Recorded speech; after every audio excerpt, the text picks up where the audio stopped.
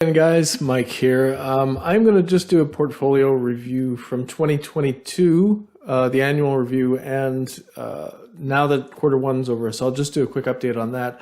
I meant to do a video updating on the returns I had from 22 like months ago, so now we're 3 months past that, and I might as well do another, do quarter one as well. So I just want to have these as a record so I can track my progress over time and be transparent about what's going on, and so that you can see how I'm doing, and I can sort of keep an eye on the things that I get right and wrong over time. So what I'll do in this video, I'll talk about the results. I'll look at the portfolio I have as well currently, and I'll look at the some of the lessons from 22 that I got as I went over my trades from the year. Yeah, to start, I guess we'll talk about the actual results. The total for the year my total for 22 was down by 9.1%. Now that's compared to negative 18% in the S&P. So the outperformance there was about 9% for the year. So I'm happy about that. If you saw my video after the first half, I was actually up by more than that in the S&P. So I underperformed the S&P in the second half.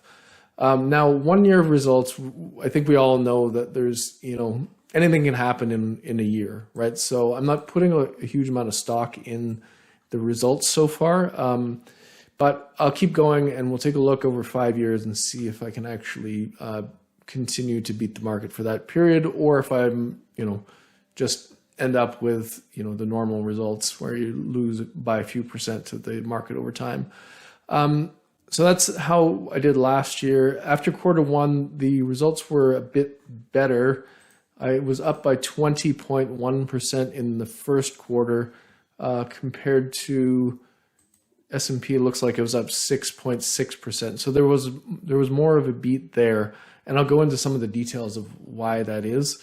But if we first look at the results from 22, actually let's go bigger picture. So the way I invest is I'm not tied to any particular sector or country or style.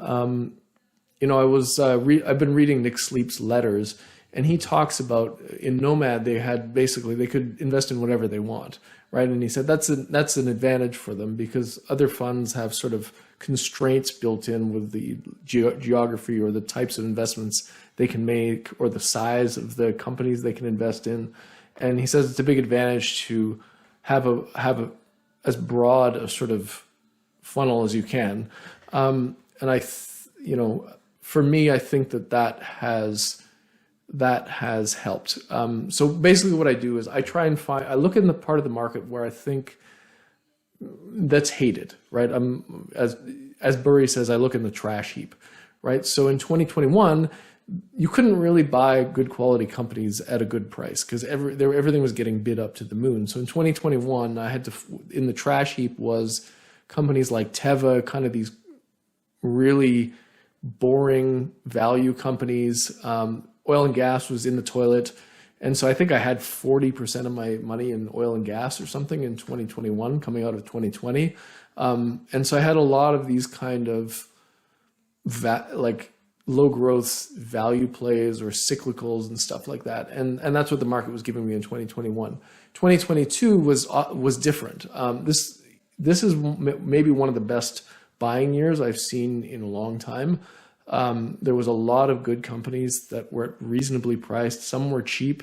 And so what I did was I took my portfolio and I shifted it from all that oil and gas stuff and the crap value companies over to longer runway growth, higher quality companies, and stuff that I don't have to turn over as often. Right, so this is actually really great. I'm really happy with how 2022 went because I didn't love my portfolio coming into 2022, and I really like it now because I have companies that I want to hold for a long time. So if we look at the individual things the individual sort of trades that happened here. you can see that a lot of the upside was delivered through Delek Group, which is one of these oil and gas companies. They, let me see if I can pull it up here. Okay, yeah, that was up almost 90% based on the starting price in 22. Shinokin, which was that Japanese real estate development company I had, got bought out. That was up almost 70%. I wasn't happy with that because I think it was worth a lot more than that. Seritage did well throughout the year, 39% gain. Central Puerto, which was another one of these crap value companies, I ended up getting a double on that overall, but in the year it was up 33%. So those are the ones that went well. I was able to get out of those kinds of companies, except for Shinokin. That wasn't a garbage value company. Stone did well. I got in pretty low on that one. And then on the downside, we have AFL, ASOS, and those two really were a drag in the second half. They basically finished right near the lows on the year. So ASOS got crushed it's down about 50% it was down 50% from my purchase price. My average price was $11.87. That's dollars. I'm in the US, the US shares. So that's probably about 10 pounds, I think. And then AFL had a real sort of internal problem that hit after they released the earnings in August, and that stock got annihilated. And that was down over 2/3 for the year. Now I did get rid of half of that at 28 cents, so I got rid of half of it on the way down. But those ones really were a drag in the portfolio. Flow Traders and BABA also finished the year pretty low. So if you add all those things together, plus two other things that happened this year that I think added together about 4%. Now, I had some foreign exchange wins this year. So when you use Interactive Brokers, I don't know what broker you guys use, but Interactive Brokers, I really like them. If you buy an international stock, what they do, they don't convert your currency when you purchase, right? So if I'm buying something in, let's say I bought Flow Traders last year in euros, what happens is they don't convert my Canadian dollars to euros to make the purchase. They borrow the euros to buy it, and I keep my Canadian cash and end up with a short euro position. And so that's the way I was with ASOS. I had some pounds. Part of my positions in pounds. So I had a short pound position. For that, I had a short yen position from Shinokin purchases, and I had a short euro position for for Flow Traders. And if you remember, 2/3 of the way through the year or so, the U.S. dollar went crazy and everything else cratered. The Japanese yen got crushed, the euro got hammered, and the pound also got hammered, and it was all around the same time. And so what happened was when those were down, I closed my short positions in those and took advantage of that currency sort of mess that was going on. And so that added sort of about 2% to the portfolio, those moves. And then on the other side, I had some options wins this year too. This is maybe my best options year because I usually don't make money on options, right? Buying calls has been a bit of a problem for me over my lifetime. But this year I'm just turning off my phone. But this year I had two short put positions for Teva and for Stoneco. They both did well. I made money on both of those. And then I had a long call position on Seritage, which also made money. So those together added about 2.5% to the portfolio as well. So that's part of the outperformance there. Those sort of like opportunistic, small wins that add to the portfolio. So if I'm looking at, so that's how the positions wound up. Now what I do is at the end of the year, I'll go through every single one of my trades, and basically I'm saying, what can I learn from that trade? What could I do better on that trade? Or or what did I do wrong, or even what did I do right, so that I can learn the lesson and sort of cement it in my head that that's the correct behavior. Let's do that again, right? So I had a lot of lessons from the year, and I think I'll just share some of them here. Some of the mistakes I was making last year, I found that I consistently made the mistake of I had the FOMO going with a few trades. So what would happen is I would start researching positions. I would get very excited, like, oh, this is great, and then I would buy into it before I'd finished researching, because I was worried the price was gonna get away from me, right? So I'm like, okay, I'll buy it, and then I'll finish the research, and that ended up. So I had Weibo. Well, sorry, Weibo and Prozis were. That's a bit of a different problem actually, but it ties into this one. So bought them before fully understanding them, and then Sleep Number, I did that as well. I was like, wow, this is amazing. Look at the buybacks, look at the cash flow. And then I bought it. And then by the end of the research, I was like, it's not actually something I want. And I took a little bit of a hit on it. And then, so that's something I'm going to correct this year. I'm going to make sure I'm ahead of the game. Like, I'll find the stocks that I want, research them more before the price comes down. Because what was happening is the price was coming down, and then I would frantically, I was like, oh, that looks cheap. Let's research the heck out of this right now. So I'm gonna do it the other way. I'm gonna really just work on the stocks that I like and wait more until the price comes down.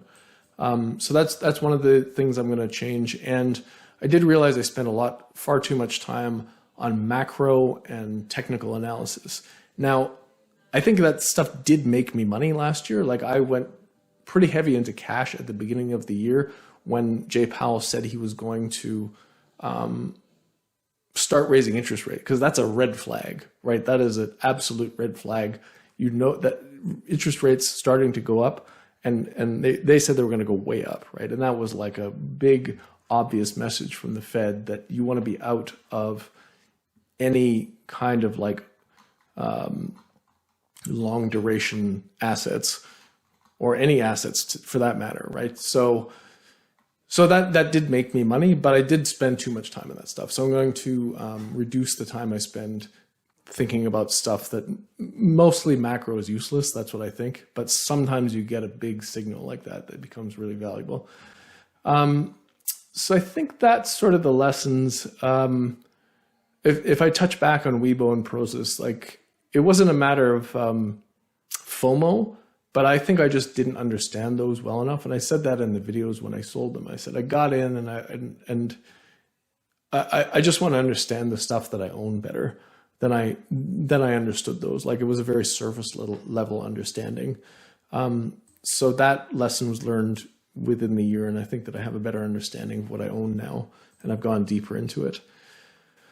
Okay, the last thing I'll do is I'll just talk quickly about the quarter one results of 2023, and I'll show you my portfolio here, which is currently I've got 7 positions. If we don't include, well, I've got 9 if you include my precious metals juniors and my Manchester United calls. Those are pretty small positions, and they're not really core positions for me, but I'm just going to talk about the rest of them here. So StoneCo is now 22% of the portfolio, which is a lot. I've added, like I said in a previous video, I've added to that recently as the price has come down to 850 again. In this year, StoneCo hasn't moved much since the beginning of the year, so that hasn't had much of an impact. Alibaba's next biggest position at 18%, and that is up 12% for the year so far. Flow Traders next biggest, 17.5%. That one's up 23% for the year so far. And I think that Flow Traders is going to have a very good quarter one result. So that's probably going to come out in a month or so. And I think they're going to really benefit from the bond volatility. So we will see how that turns out. But that's going to be an interesting one to watch. Now, like I said, the whole portfolio here is is way up this year, and that's because of some of these positions like Flow Traders up. What is it, up 23%? Meta is up 72% year to date.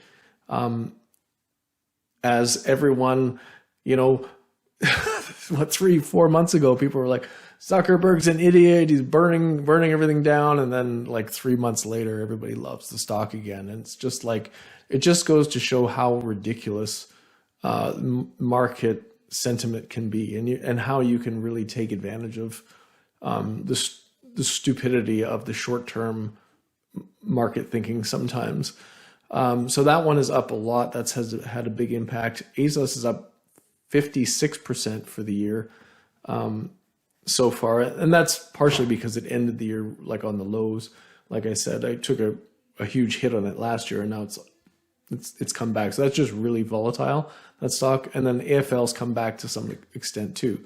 Now you see another position here on the portfolio called that's MBR. Now that's Mobrook in Poland. I haven't done a video on it yet because I've been thinking, do I want to add to it or not? But this is my newest position, and I will do a video on it. But basically, it's a waste management company in Poland. They have huge tailwinds. They have a huge dividend. They have a huge growth rate, low price to earnings, like high yield. The margins are huge. Like it's got it all. And the thing that it doesn't have is the other thing it has a war next door in Ukraine. And I think that is scaring people away from the Polish market. And also people don't really pay attention to Poland. So it might never get a good valuation. But that is my newest position. That is the one I added that in January at, I think, 298. And it's now at 335. They just released their earnings. But I should talk about my goals. So the last thing I'll talk about is my goals for this year. Now, I have a piece of paper sitting next to my door. It's like stuck to the wall next to my door. And it's got my portfolio, and it's got my thing. It's got some statements that I want to make sure I remember so I can look at it every time I leave the office. And one of the quotes I've got 2 quotes on it. One of them is buy right and hold on, and that is Thomas Phelps. And the second one is do less by Charlie Munger. So Charlie Munger was asked point blank, why does Berkshire beat everybody? And he said, it's easy. We do less. And so that is my goal for this year. I'm going to do less this year. I'm going to make less core moves. I will still do the peripheral moves like I talked about in the other video, rebalancing. Like something goes up a lot, I might rebalance to something that's cheaper. But I want the core portfolio to not be moving around all the time anymore. I like my portfolio as it is, and I'm just going to let the compounding, I'm going to let these management teams do their thing, and I'm just going to mostly leave it, right? So my goal here is that at the end of this year, 80% of the portfolio is going to be the same as it was at the beginning. So that's my main goal for the year. I did have another goal, but I can't remember it now, which I should have written it down before it. But the most important thing to me is to just be confident in what I own and learn more and more about what I own. And then just, like I said, just leave it and let the stock market do its thing, right? And so one thing that, what's his name? Joel Greenblatt talks about a lot. He says, the market's not always right, but it usually figures it out. It usually prices things correctly in 3 to 4 years, right? So if you can have a holding period, at least at that, that amount of time, and you do correct analysis and your analysis is good, the market will reward you with a fair price at some point. So again, that's just what I'm focusing on. I think I've made good analysis on most of these companies, except AFL. Obviously, I've made a mistake there, which happened. But I do think that some of the companies that I have will be price differently if I hold for 3 to 4 years. I think that's all I'm going to talk about here. But like I said, we'll see in 5 years if I'm able to maintain outperformance, or if this is just, you know, a year and a quarter of, you know, just basically being lucky. So thanks for watching if you got this far, and I will see you guys in the next video.